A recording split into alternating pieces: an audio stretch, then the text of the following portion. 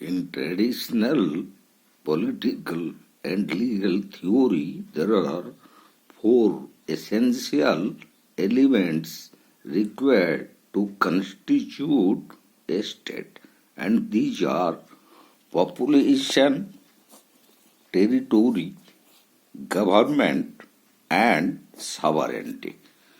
So, these are the four essential elements required to constitute a state.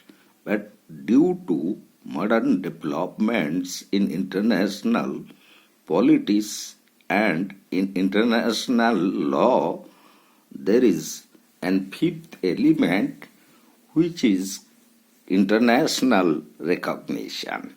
So, when a new state is formed, it requires international recognition. It means if more than number of states recognize the newly formed state by establishing diplomatic and economic and political relationship with that newly formed state, then it could become a member of the United Nations organizations and other international bodies. In such stage, it would be considered as a full-fledged modern state.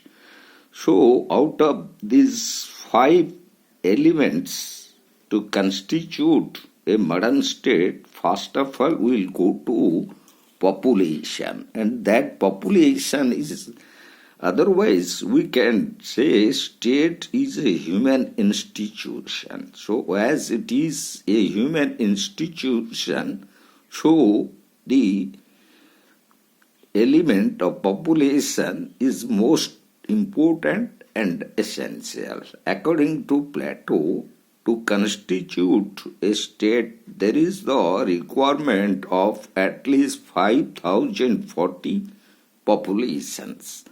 And according to Rousseau, it could be 10,000 population to constitute a state.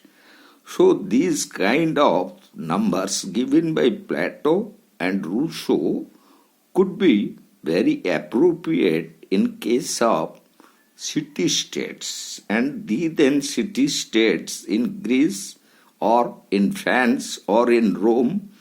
So nowadays, as there is country-states, that means due to development of modern nation-state, the number of population of a state could be very appropriate, as Aristotle, the great Greek political philosopher, defined that the number of population of a state shall be large enough to be self-sufficient, and small enough to be well governed.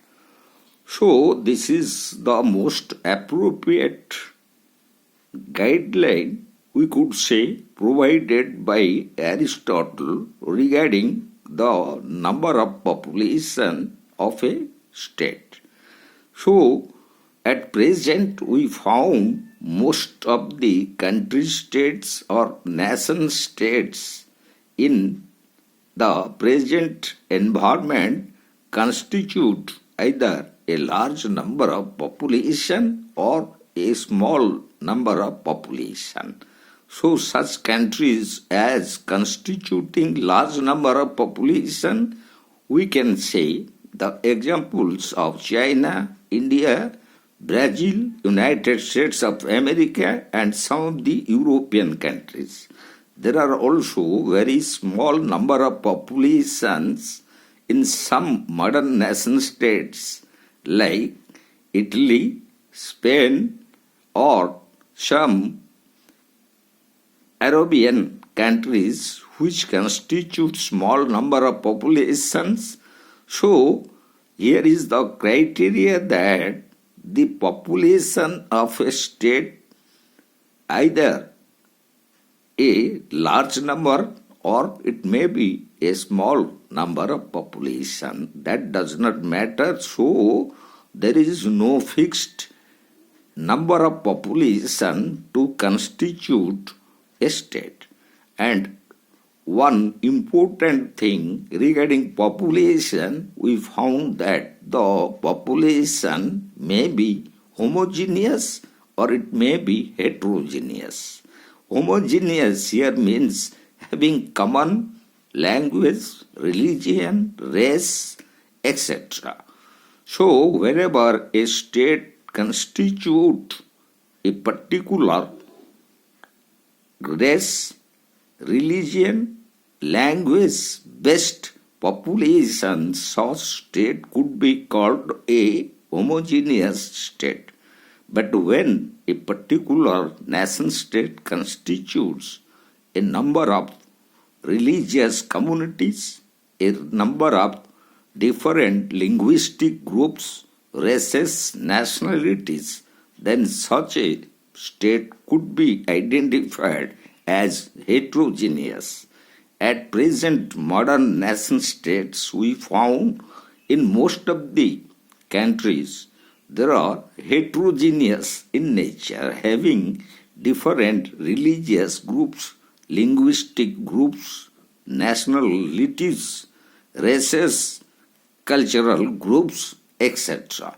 So, the present globalization trend provided that it is difficult to identify a particular country, state, or modern nation state homogeneous in nature.